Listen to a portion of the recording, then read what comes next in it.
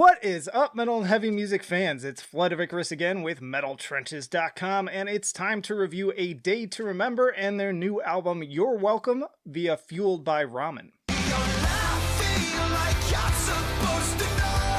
And hey, if you like to be kept up to date with the best and brightest metal bands and albums from the underground and above, then stick with me by hitting that subscribe button down below. A Day to Remember is a rock and metalcore band from Ocala, Florida that got big back in the 2000s as a part of the so-called easycore scene, fusing metalcore with pop-punk on landmark albums like And Their Name Was Treason, For Those Who Have Heart, Homesick, and my personal favorite, 2010's What Separates Me From You. You're Welcome is the band's 7th studio album and the first from the band in 5 years after an ugly lawsuit with former label Victory Records.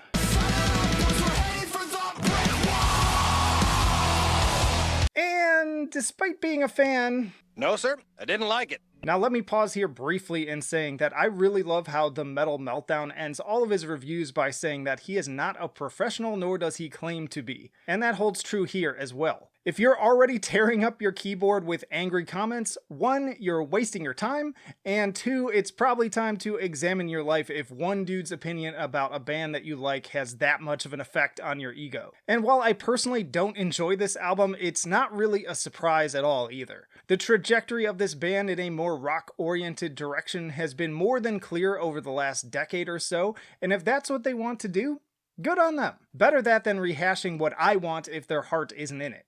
Clearly there's an audience for this and opinions are more than likely to be split. But right from the singles, I was definitely yearning for the days of Second Sucks, All Signs Point to Lauderdale, It's Complicated, All I Want, and Better Off This Way. Hell, I still even unironically jam their Since You've Been Gone and Over My Head covers on a regular basis. I was actually jamming some of these while writing this up, and it was just another reminder of how much better those songs are. It's that balance of heaviness and catchiness that made them such an easy favorite for me as someone who has a love for pretty much all genres, be them metal or not. So also understand that this is not just the rantings of an elitist metalhead either. I even gave the new Architects album a B-, saying that while it's not my favorite, I respect the songwriting and new ideas. In the end, it's not that the album isn't metal enough, it's just that even as a rock album, it just falls short for me. And going even deeper, it's not the sappy acoustic moments of tracks like Everything We Need that irk me the most. Honestly, that one has its merits for all of its kind of pop country sort of vibes. It's more so the harder songs like Brick Wall that honestly kind of piss me off. No escape, no future, no luck lost on a loser. I can't think of a more generic, by-the-numbers single I've heard in a while. This track is painfully formulaic, and for all of the ribbing I gave for calling Architects Animals Imagine Dragons core, at least that song still manages to be relatively enjoyable and even interesting at times. I listen to this track, on the other hand, and my eyes completely glaze over.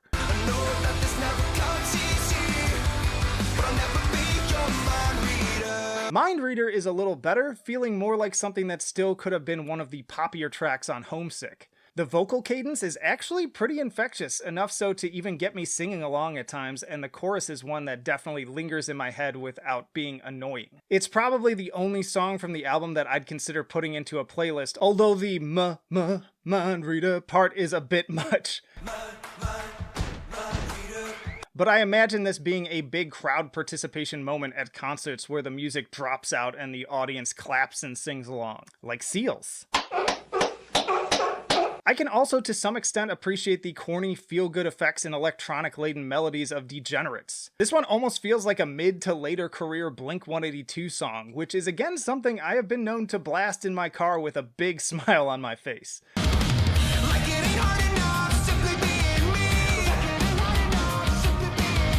The fun little breakdown at the end is also very 4 Year Strong, a band whose first 2 albums make my playlist regularly.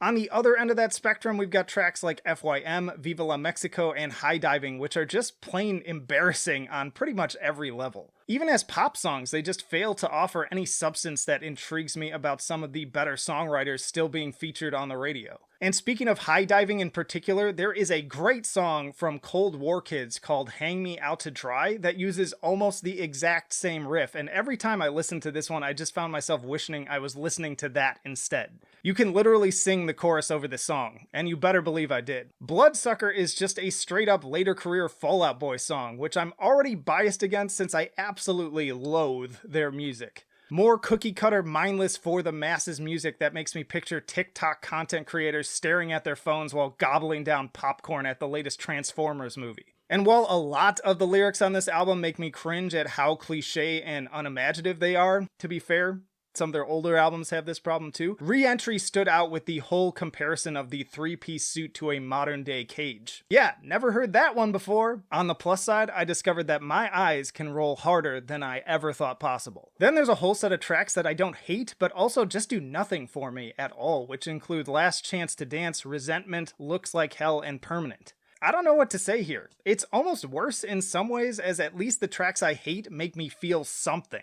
Yeah, again, overall, I just do not like this thing. At best, it's bland, and at worst, it's pretty cringy, to say the least. After multiple listens, my desire to stop only increased each time. Again, I did like Mind Reader enough that I'd want to revisit it and consider this a benchmark of how A Day to Remember can better balance their current direction with more memorable songwriting. Outside of that, I will be more than happy to never listen to this record again. Sorry guys. I honestly do feel bad because I know this album is 5 years in the making and I'm sure they put passion and a lot of time into it. This is a big comeback record, but hey, I feel how I feel. Turning to my scales, I give You're Welcome a 6 for enjoyability.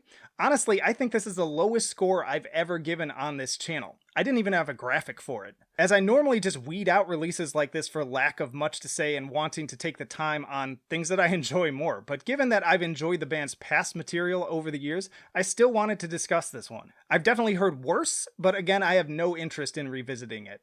I give it a 7 for musicianship. The songwriting and performances are passable. And I give it a 6 for innovation. The standard 7 means you've just sort of maintained on the level. This feels like a big step back, if you ask me. So a 6.3 overall and a record D for A Day to Remember and You're Welcome. No thank you. Random side note, has anyone noticed that Jeremy and movie reviewer Chris Stuckman are frickin' doppelgangers? Is this a Clark Kent Superman situation? Y'all, thanks as always for watching, and hey, if you disagree, let me know what you like about the album instead of just getting grumpy. I genuinely would be interested in chatting about it in the comments. And hey, stick around because I got plenty of videos coming right after this one. More album reviews, interviews with bands on the podcast, tier lists, you name it, you've got it. So plenty of reasons to subscribe if you've not already. Also, chat with us on Discord and support on Patreon. But that'll do it for now. Flight of Icarus signing off. I will see you in the trenches.